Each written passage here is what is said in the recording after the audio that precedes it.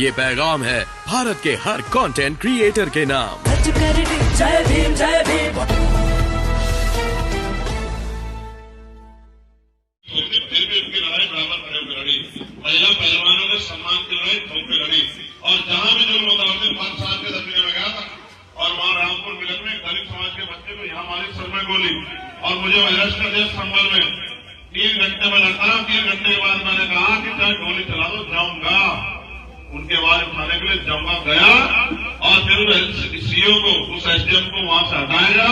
25 लोगों पर मुकदमा हुआ और जो उनकी मांगे थी उस रखे 10 दिन का समय दिया और ये कह गया पूरी दुनिया को बताएगा कि पूरी दुनिया को पता लगना चाहिए कि भारत में दलितों, पिछड़ों, मुसलमानों, किसानों, नौजवानों के साथ क्या हो रहा है। आज तो मीडिया उनका है, पूरे दिन उनकी बात कहता है। असल बात तो तब जाएगी भारत की पार्लियामेंट को दुनिया सुनती है। और आप जानते हैं आंदोलन में जब तक हम लोग नहीं लगते तब तक पूरी दुनिया में मैं अकेला शख्स था जो ना सिर्फ किसान आंदोलन में यूएनओ में जाकर स्पीच देगा। मुझे जाने दिया 3 बार, मैंने यहीं से रिकॉर्ड करके भेजी यूएनओ में स्पीच। आप मेरे ट्विटर हैंडल में चेक कर लेना जिसको एक्स कहते हैं अभी अगर ना मिली कि जिस तरह का जुल्म जो है किसानों के साथ हो रहा है और इसी तरह का जुल्म एनआरसी में मुसलमानों के साथ हुआ। मैं आपको बस ये कहना चाहता हूं मेरे भाइयों, आप 10 रुपए का सामान खरीदते कि पानी की बोतल आए आपने 4 बार देखी होगी जिस कंपनी खरीदे उसी की है या नहीं, इसमें जो माल है वो पूरा है या नहीं है। ये बोतल कहीं से टूटी भी तो नहीं, फटी तो 4 बार देखी होगी आपने। लेकिन आप जब वोट डालने जाते ये नहीं देखते कि ये नेता हमारी आवाज बनेगा नहीं बनेगा, हमारी लड़ाई लड़ेगा लड़ेगा, हमारे साथ खड़ा होगा नहीं खड़ोगा। 5 साल कभी हमें अपनी शक्ल देखने को मिलेगी नहीं मिलेगी। मैं तो बस इसलिए आपसे कह रहा हूं, मैं आपको पैसा नहीं दे सकता,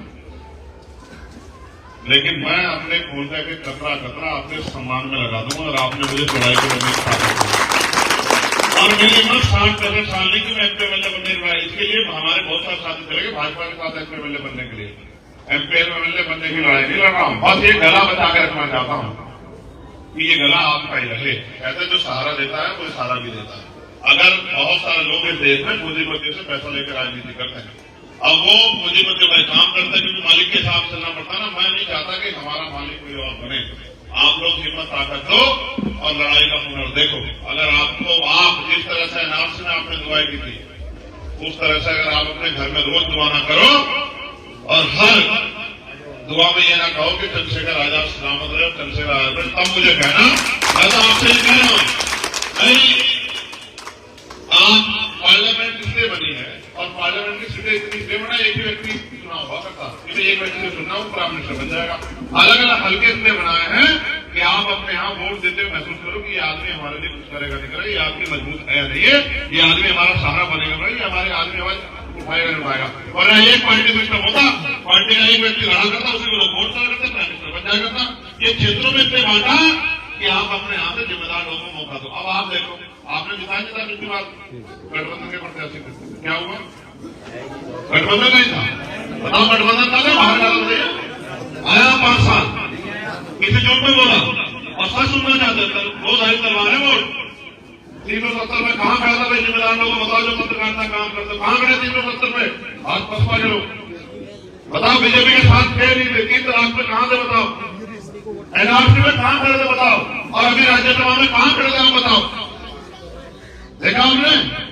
और क्या नहीं कहा भाजपा के नेताओं ने, क्या नहीं कहा पार्लियामेंट में? अगर होता चंद्रशेखर आजाद तो जबड़ा पकड़ के जवाब देता कि किस तरह से अपमान किया। क्या नहीं कहा कि ललित भाई को आपने देखा नहीं देखा? आप तो ये सोच रहे हो कि ये पैसे वाले कारोबारी भेड़ बकरियां ये लड़ रही, भेड़ बकरियां लड़ती देखिए आपने, भेड़ बकरियां कुर्बानी दी जाती है, ठीक है? आप इन्हें माला बना के सोचते हो नेता? नेता तो संघर्ष से बनता है। मैं तो आपका भाई हूं, मैं कहा नेता हूं? मैं नेता होता तो मैं किसी कहां जाता लड़ने के, मैं तो गोली खा के बैठा हूं। बताओ आपके सामने गोली लगी या नहीं लगी? भाई सीबीआई इनकम टैक्स में रुपया तो गोली चलाई, तो मालिक की रहमत थी, महापुरुषों का आशीर्वाद, गोली से बच गया, गोली से भी नहीं मारा।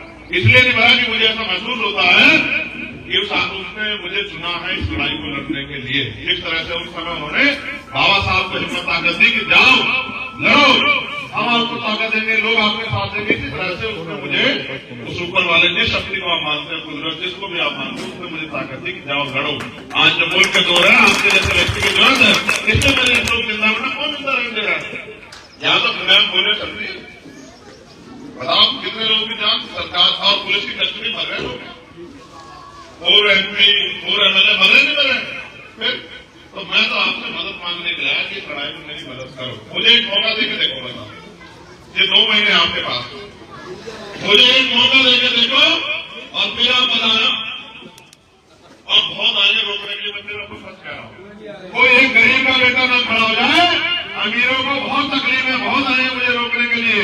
मैं फिर आपसे कह रहा हूँ, भीम बुलाता है हमें, जय भीम बुलाता